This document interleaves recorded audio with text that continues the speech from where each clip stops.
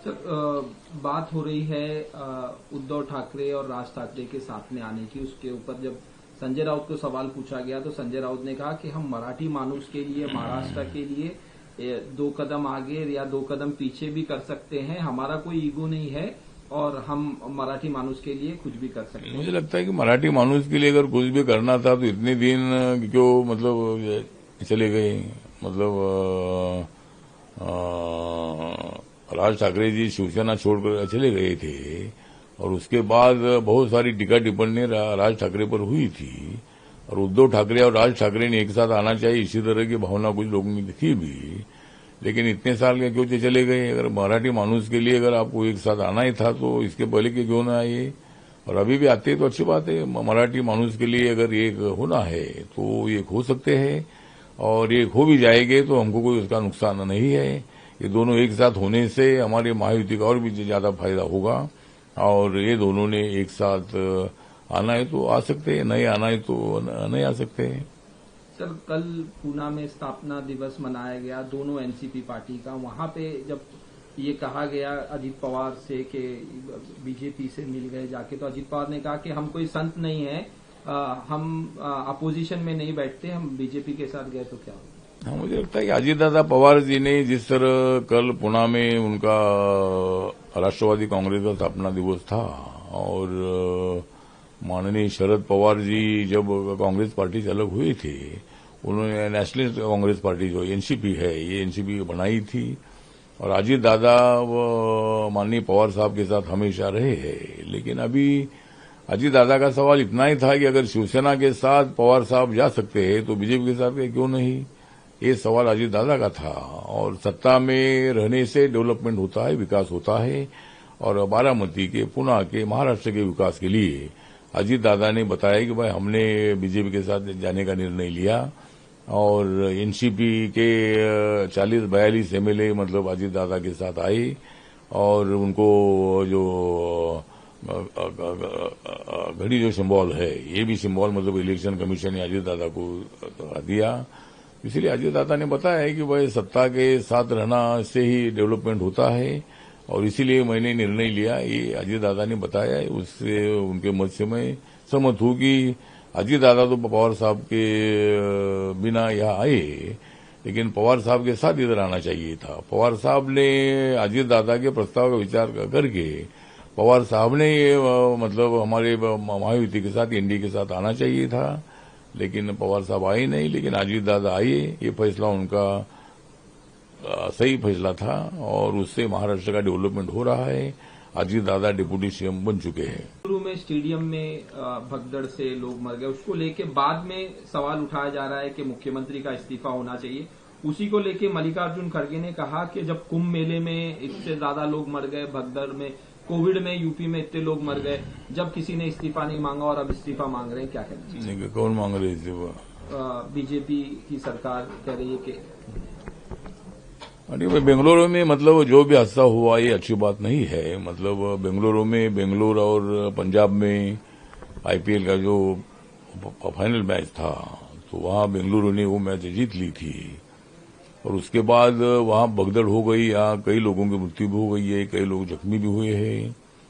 तो मुझे लगता है कि जिस तरह मतलब मुख्यमंत्री के रिजाइन का, इस्तीफा का मांग मतलब जिस तरह हुआ है, उसी तरह इसके पहले भी जब मतलब उत्तर प्रदेश में महाकुंभ में भी जब हुआ था तब भी वहां के मुख्यमंत्री के इस्तीफा मांगने का काम कांग्रेस और अपोजिशन ने किया था।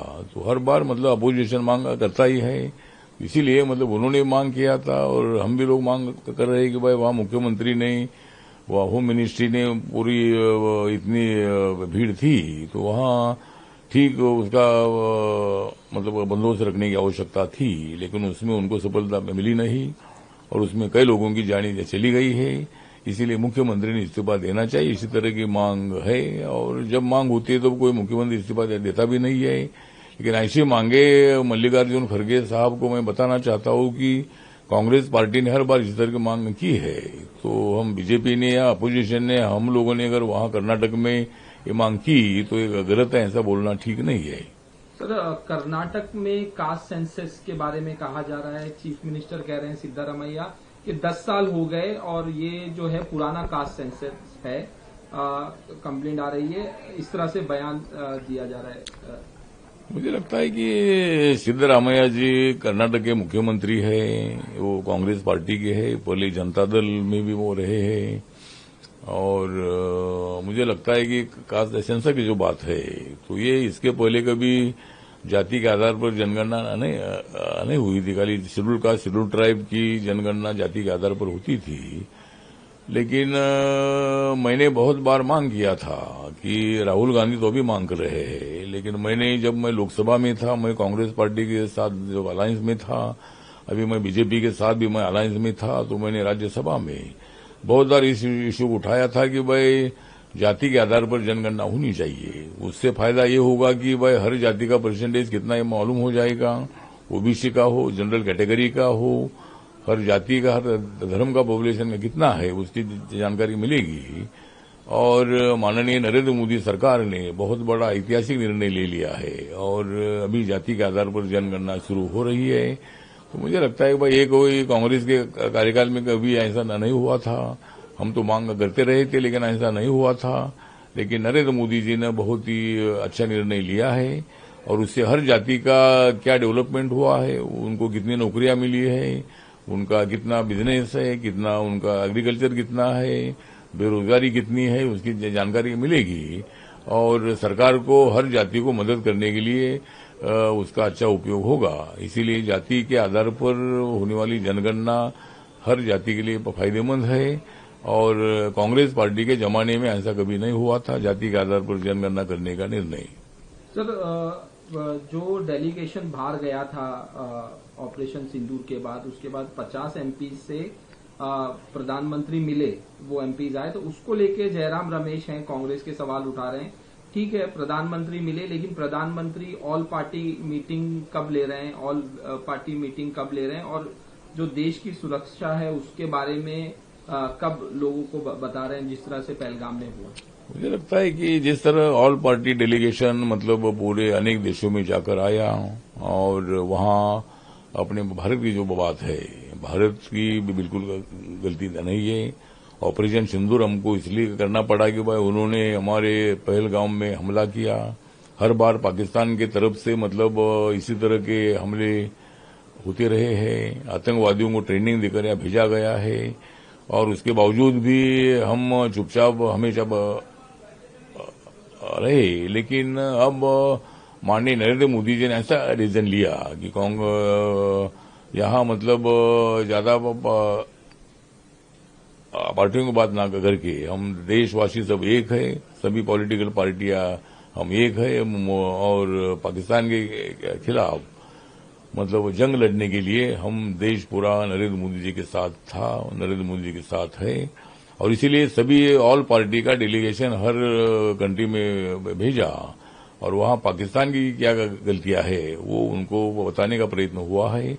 इसीलिए डेलीगेशन ने बहुत अच्छा काम किया है, वो अपनी बात रखकर वो वापिस आए हैं और माननीय प्रधानमंत्री जी से उन्होंने बात भी की, उनके अनुभव भी उनको बताए हैं। जयराम रमेश जी तो कांग्रेस पार्टी के नेता है, हमारे राज्यसभा में हमारे साथ मेंबर भी है और वो बोल रहे हैं भाई देश की सुरक्षा की चिंता जयराम रमेश को ही नहीं है, हम सब लोगों को, माननीय प्रधानमंत्री जी को है। और जरूर ऑल पार्टी मीटिंग जो है ये अभी 21 जुलाई से जो अपना अधिवेशन पार्लियामेंट का होने जा रहा है उस वक्त मीटिंग होने वाली है। लेकिन अगर मीटिंग बुलाना है तो माननीय प्रधानमंत्री एकाधी मीटिंग भी बुला सकते हैं और इसीलिए मुझे लगता है कि इसके बारे में निर्णय माननीय प्रधानमंत्री लेंगे। लोकशाही मराठी ऐका, पहा, जागरूक रहा।